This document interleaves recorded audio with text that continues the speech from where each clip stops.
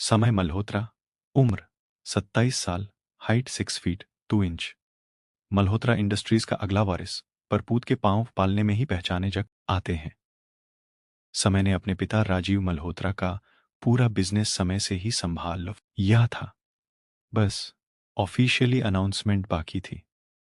Mister Rajiv Malhotra अपने इस बेट एक ही काबिलियत पर हमेशा नाज करते थे, क्योंकि समय ने हर समय उन्हें इसके लिए एक ठोस वजह दी थी। वो जिस भी काम में हाथ लगाता था उसे पूरा कर कर ही दम लेता था। इम्पॉसिबल और ना जैसे शब्द उसके डिक्शनरी में नहीं थे।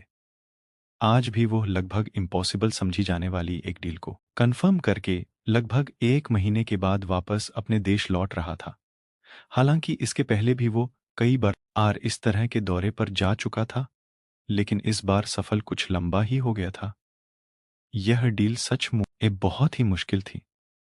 राजीव जी ने यहां तक कहा था कि अगर ना हो सके तब भी खुद को परेशान करने की कोई जरूरत नहीं है। हम कुछ दूसरा देख लेंगे। लेकिन समय अपने धुन का पक्का था। समय ने दिन रात मेहनत करके इस डील को अपने नाम लिखवाया था और एक असंभव काम को संभव करके दिखा दिया था। डील कंफर्म होने का की सूचना उसने पहले ही फोन पर अपने डैड को दे दी थी और इस जीत को लेकर वह बहुत खुश थे। पर समय सच में इस बार बहुत थक चुका था और अभी तो इस प्रोजेक्ट पर काम करना बाकी ही था, जो कि अपने देश में होने वाला था। अपने देश की सरजमी पर पैर रखते ही उसे एक सुकून का एहसास हुआ और एक खूबसूरत मुस्कुराहट उसके चेहरे पर आ गई थी। ठीक है, नाक नक्स, मर्दानी गोरा रंग, बड़ी बड़ी आंखों पर घनी पलकों के साए, हल्की सेट की हुई बियर्ड के बीच जब यह खूबसूरत गुलाबी होंठ मुस्कुराए तो उन्होंने न जाने कितने लोगों का ध्यान अपनी ओर खींच लिया था।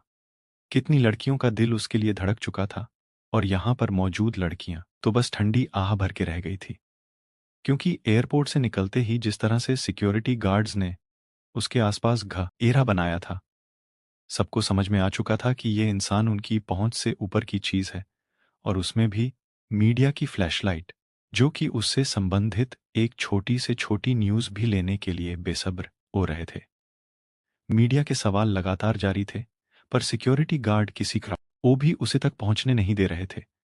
इन सभी चीजों को इग्नोर करते हुए समय ने अपने चेहरे की मुस्कुराहट अपने कोल्ड एक्सप्रेशन में दबाई और सधे हुए कदम बढ़ाते हुए अपनी गाड़ी के सामने आया। ड्राइवर गाड़ी लेकर पहले ही खड़ा था और सिक्योरिटी गार्ड ने तुरंत उसके लिए दरवाजा खोल दिया। गाड़ी में बैठते ही समय ने एक गहरी सांस छोड़ी और अपनी घड़ी की तरफ देखा। इस समय शाम के 6 बज रहे थे। ऑफिस का टाइम लगभग समाप्त ही हो गया था। समय का ए बैठते ही दूसरी तरफ से उसका असिस्टेंट आकर गाड़ी में बैठा। कंग्रेचुलेशन सर, उसने एक फूलों का बुके समय की तरफ बढ़ते हुए कहा। थैंक यू कहते हुए समय ने एक उड़ती हुई नजर असिस्टेंट के हाथ में लिए ए बुके पर डाली। असिस्टेंट की हिम्मत भी नहीं हुई कि वो बुके समय को दे सके। तभी ड्राइवर ने पूछा, सर आप किधर चलेंगे? उसके इस सवाल पर समय ने अपनी एक भौं टेढ़ी की। बैक मिरर से देखता हुआ ड्राइवर चुप हो गया, लेकिन कुछ देर के बाद उसने हिम्मत करके कहा, वह बड़े साहब ने कहा है कि आपकी जैसी मर्जी हो वैसा ही हूं। डैड कहाँ है इस वक्त? समय ने अपने साथ बैठे हुए अपने असिस्टेंट से पूछा। सर तो फिलहाल ऑफिस में ही आपका इंतजार कर रहे हैं, पर उन्होंने कहा है कि अगर आप घर जाना चाहे तो वो घर में ही आपसे मिलना ज्यादा पसंद करेंगे। असिस्टेंट ने जवाब दिया, ठीक है, तो घर की तरफ ले लो, मैं डैड से बात कर लेता हूं। असिस्टेंट से जवाब मिलने के बाद समय ने कहा। ड्राइवर ने गाड़ी स्टार्ट कर दी और समय में अपना फोन निकलते हुए अपने असिस्टेंट की तरफ देखा।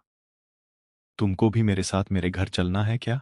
डरते हुए असिस्टेंट में तेजी से न में सर हिलाया और अपनी तरफ का दरवाजा खोलकर उतरने लगा। डैड को तुम फोन करके बोल दो कि मैं घर जा रहा हूं। और ये बुके लिए कहाँ जा रहे हो? समय ने उसके हाथों को देखते हुए पूछा। असिस्टेंट की सांस तो ऊपर की ऊपर नीचे के नीचे रह गई थी। जब ये मेरे लिए लेकर आए थे तो इसे यही छोड़ जाओ, समय ने कहा। Yes sir, thank you for accepting it. Assistant ने बहुत सावधानी से समय के पास वाली सीट पर वह फूलों का खूबसूरत गुलदस्ता रखा और खुद वहां से निकलकर अपनी दूसरी गाड़ी में बैठ गया। ड्राइवर ने गाड़ी आगे बढ़ा दी। असिस्टेंट के जाने के बाद समय ने धीरे से इस फूलों के गुलदस्ते को छुआ, जिसमें खूबसूरत खिले हुए लाल गुलाब लगे हुए थे। इन गुलाब की पंखुड़ी यहाँ को देखकर उसे किसी के गुलाबी होंठ याद आए।